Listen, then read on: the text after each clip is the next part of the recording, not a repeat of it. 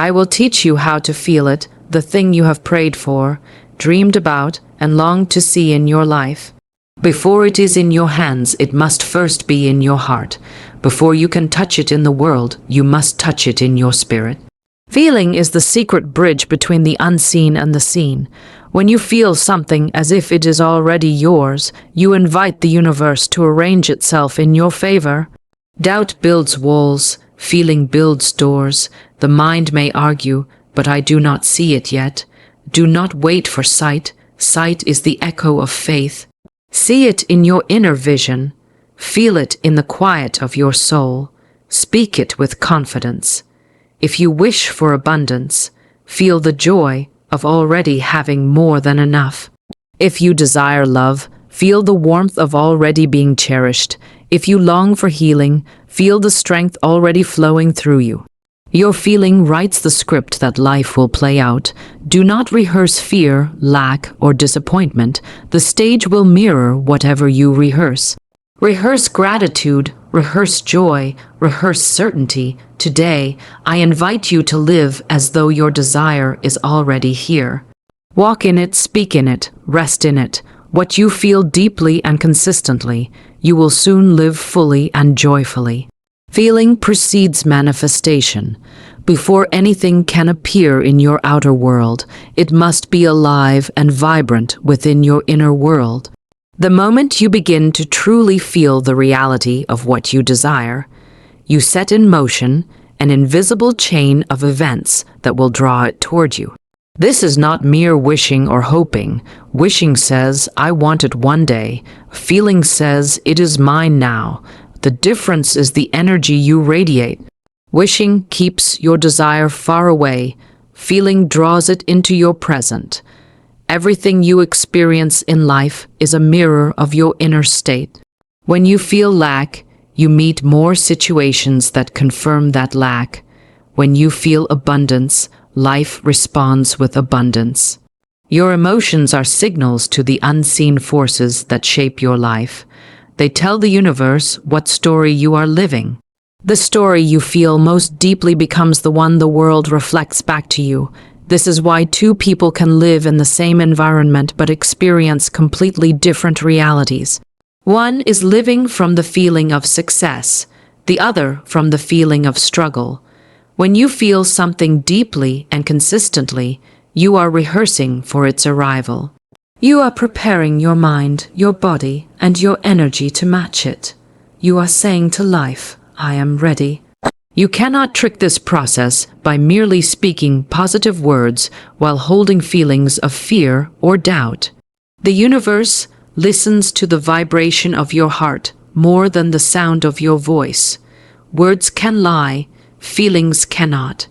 This is why imagining your desire and immersing yourself in the emotion of having it is so powerful. If you desire love, close your eyes and feel the warmth of being cherished. Feel the safety of being truly seen and accepted. Let that feeling grow so real that your body responds a smile, a sigh, a deep breath of contentment. If you desire financial freedom, feel the lightness of having more than enough. Picture yourself making choices without anxiety. Hear yourself saying, I can afford this easily.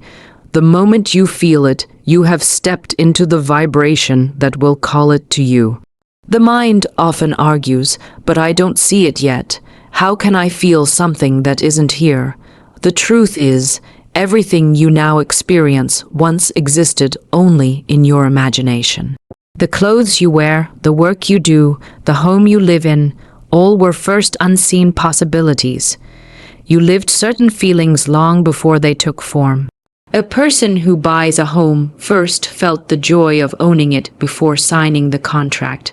A person who starts a business first felt the thrill of success before opening the doors. The feeling came before the event. Doubt is the only thief that can stop this process. Doubt is a feeling too, but one that tells life to delay your good. Every time you entertain doubt, you weaken the emotional signal that draws your desire closer. Faith, on the other hand, strengthens that signal. Faith is not blind, it is seeing with the inner eye. It is feeling the truth before the facts have caught up. This is why gratitude is a master key. When you give thanks in advance, you bypass the mind's doubts and live directly in the feeling of having. Gratitude says, "It's already mine." And this certainty rearranges circumstances in ways you could never plan. Doors open, people appear. Opportunities flow all because you first opened the door in your feeling. When you make feeling your priority, manifestation becomes inevitable. Your reality cannot resist the pull of what you consistently feel as true. You do not chase it, it finds you because it has already found a home within you. Faith is stronger than sight because sight can only show what is, while faith reveals what can be. Sight is bound to the present condition, limited to the evidence the eyes can gather. Faith moves beyond these limits and touches the reality that is not yet visible. What you see may be small, broken, or unfinished, but faith sees completion, beauty, and abundance before they have taken form. Sight follows the laws of the physical world. Faith follows the laws of the spiritual. Sight says, "I will believe it when I see it." Faith says, "I will see it because I believe it." When you rely only on sight, you are a prisoner of the current moment. If your bank account is empty, sight tells you it is hopeless. If your path is unclear, sight insists there is no way forward. But faith does not accept the finality of appearances. Faith hears a higher truth. It whispers, "What you see is temporary. There is more unfolding beyond the range of your eyes." Sight measures the visible facts, but faith measures the invisible promise. Everything you now see in the world was once unseen. The buildings, the inventions, the art, the relationships, all were born in someone's mind and nurtured by faith before they appeared. The inventor saw the finished creation before it was assembled. The artist felt the completed work before the first stroke was made. The person who found love believed in the possibility before meeting their beloved. Faith always walks ahead of sight, clearing the way for sight to follow. The power of faith lies in its ability to keep you steady when sight tries to discourage you.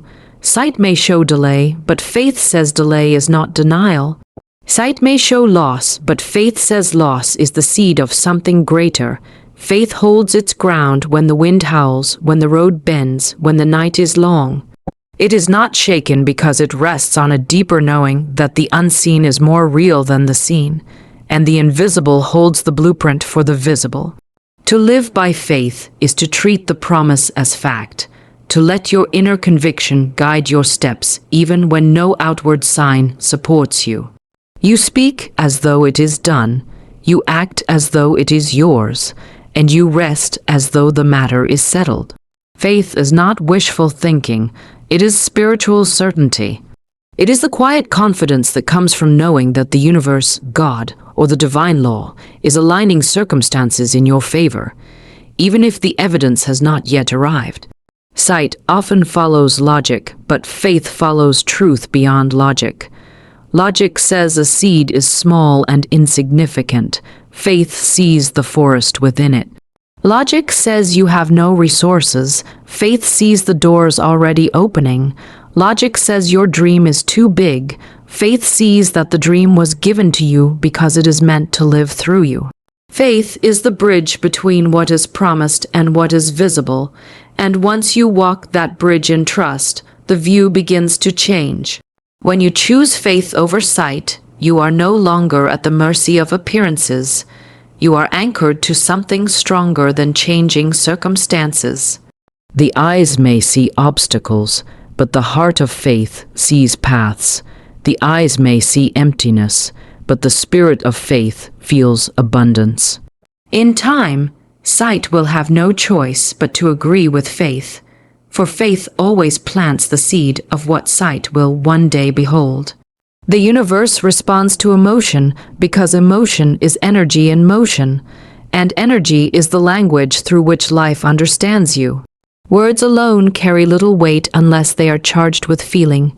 You can say, "I am successful," but if your heart is filled with doubt, the vibration you send out is uncertainty, not success. The universe is not persuaded by what you say. It is moved by what you feel. Every emotion you hold becomes a signal, and the stronger and more consistent the signal, the clearer the response you receive. When you feel joy, gratitude, love, or peace, you radiate an energy that calls for matching experiences. You become like a tuning fork, vibrating at a frequency that draws in harmonizing situations, people, and opportunities.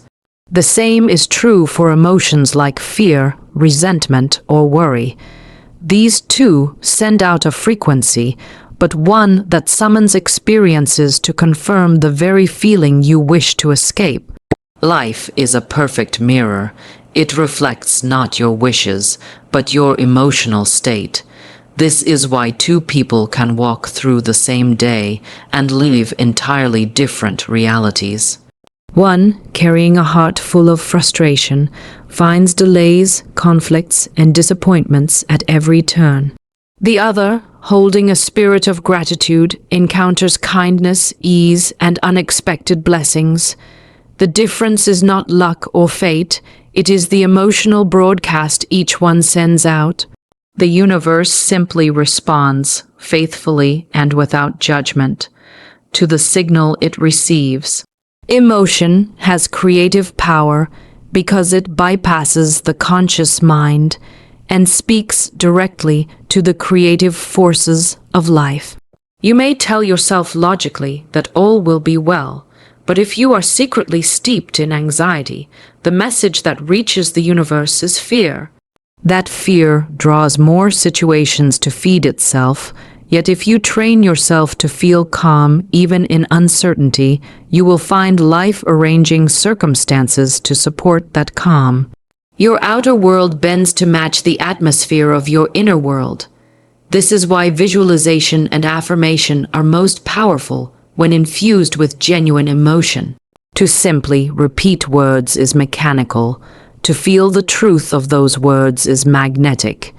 If you wish to manifest love, you must not only picture a partner, you must feel cherished, safe, and connected. If you desire abundance, you must not only think of money, you must feel the relief, joy, and freedom it brings. That emotional tone is what the universe hears. Emotion is also contagious, influencing not only your personal reality, but the collective field around you. Your joy can brighten a room, your frustration can cloud it. This is not mystical exaggeration. It is the simple fact that energy moves through people as easily as it moves through events. When you keep your emotional state clear and elevated, you not only shift your own experience, but you become a living invitation for others to rise with you. The great secret is that you do not have to wait for circumstances to change before changing your emotions. You can choose the feeling first and let circumstances follow. You can decide to feel peace in the middle of chaos, abundance in the midst of lack, and love even before it arrives in form. This choice sends out a signal that life cannot ignore. In time, the outer world will rearrange itself to match the inner frequency you have chosen. The universe is not swayed by appearances, excuses, or effort without heart. It moves in response to the emotional currents you carry within you. Each moment, you are broadcasting to life what to send you next. When you choose your emotions consciously, you choose your future just as consciously. The universe will answer because it always answers the language it understands best, the language of feeling. Gratitude and joy are magnets because they draw to you more of the very things that inspired them. When you feel grateful, you are telling life, "This is good, I welcome more of it." When you feel joy, you are saying, "This is beautiful, let it expand." These emotions act like signals, calling to the universe to deliver more reasons to keep them alive. They are not simply reactions to good events, they are powerful creators of good events. Gratitude and joy do not wait for blessings to appear, they summon them. Gratitude shifts your focus from what is missing to what is present, from scarcity to abundance. It is a declaration that what you already have is enough, and that sense of enoughness invites more to arrive. When you dwell on what you lack, you send out the frequency of lack, and life echoes it back. But when you dwell on what is already in your hands, even if small, you tune your energy to abundance. The universe, hearing that vibration, answers with more opportunities, resources, and connections that match your state. Joy works in a similar way. It is not dependent on everything being perfect. Joy is a choice, a way of meeting the moment with openness and delight. When you carry joy, you become a light in the world, and light attracts. People, situations, and ideas are drawn to you because your presence feels good. Joy makes you magnetic because it signals to life that you are ready to receive without resistance. A joyful heart is not weighed down by fear or complaint, and this lightness allows blessings to flow freely toward you. When gratitude and joy are combined, they become a force that is almost irresistible. Gratitude roots you in the awareness of how much is already right in your world. Joy lifts you into the experience of that goodness, amplifying it. Together, they create a cycle. The more grateful you are, the more joy you feel. The more joy you feel, the more reasons for gratitude appear. This cycle gathers momentum until it becomes a steady current carrying you toward greater abundance. These emotions are most powerful when practiced intentionally, not only in moments of obvious blessing, but in ordinary and even difficult times. When you give thanks in the middle of a challenge, you shift your focus from the problem to the possibility.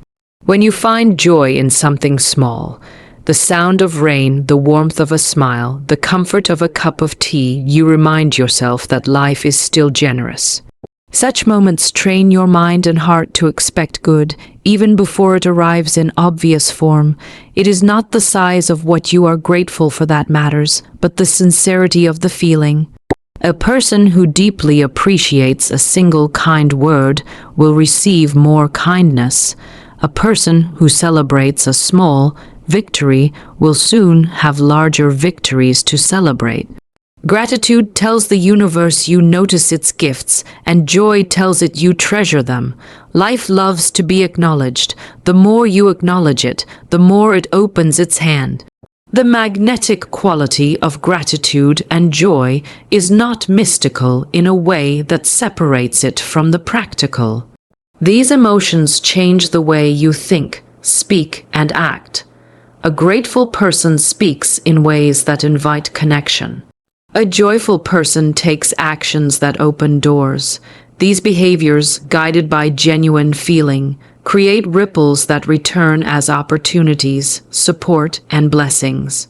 Every day offers a choice to focus on what is wrong or to celebrate what is right. Choosing gratitude and joy does not mean ignoring challenges. It means refusing to give them the final word. It means living in a way that continually calls forth beauty, possibility, and abundance. In this way, gratitude and joy become more than emotions.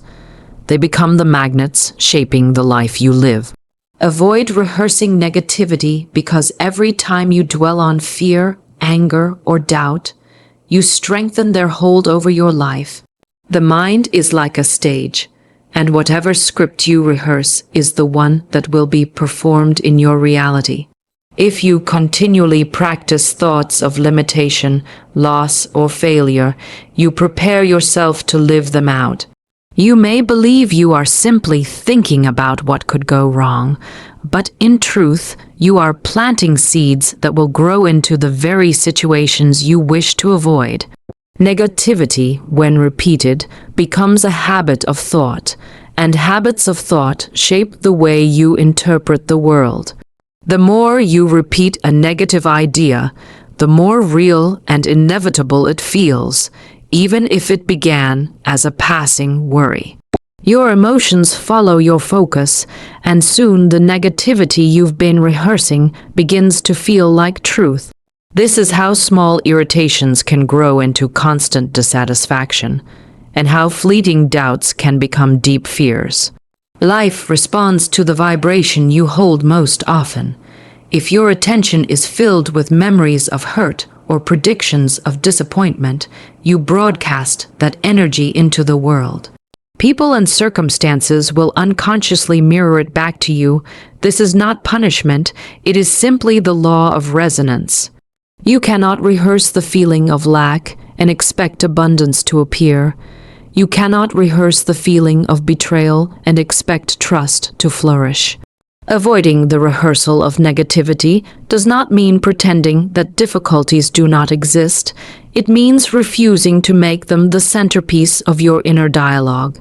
You may acknowledge a problem, but you do not have to rehearse it over and over in your mind. The more you feed it with attention and emotion, the more life will arrange itself to confirm your story. Instead, acknowledge the difficulty once, and then turn your focus to the solution, the lesson, or the possibility that can arise from it. Every rehearsal strengthens the role you will eventually play. If you continually imagine yourself struggling, your actions, words, and energy will align with that role. But if you rehearse success, peace, and fulfillment, your behavior and decisions will naturally lean toward creating them. This is why it is so important to catch yourself when you are mentally replaying an old wound or imagining a future failure. You are not just thinking, you are training yourself for a performance you may not want. Replacing negative rehearsals with positive ones is an act of conscious choice. When you notice your mind replaying a scene of disappointment, pause and rewrite it. Picture a better outcome. Feel what it would be like if things turned out well. Let your imagination rehearse kindness instead of conflict, abundance instead of lack, confidence instead of fear.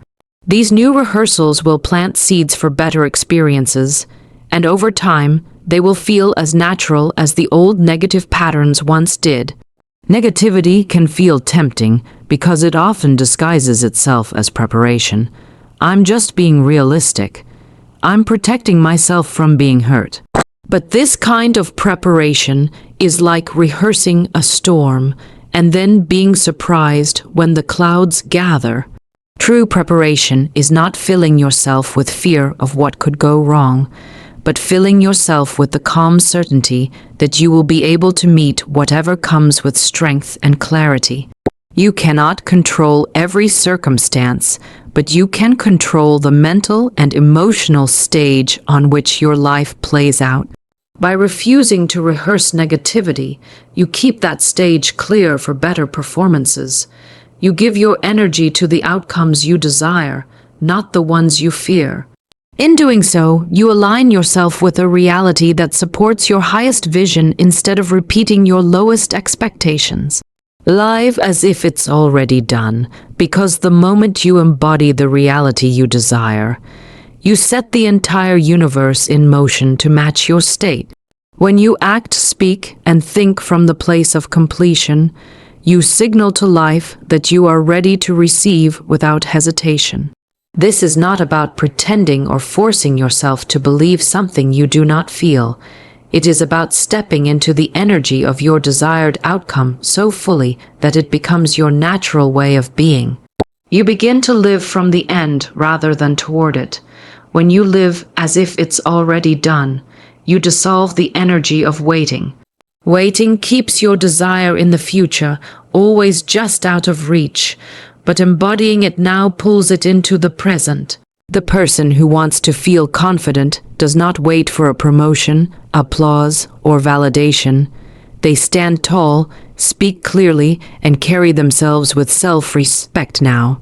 The one who desires abundance does not wait for a windfall to feel secure. They make decisions from trust, not fear, even with what they have today.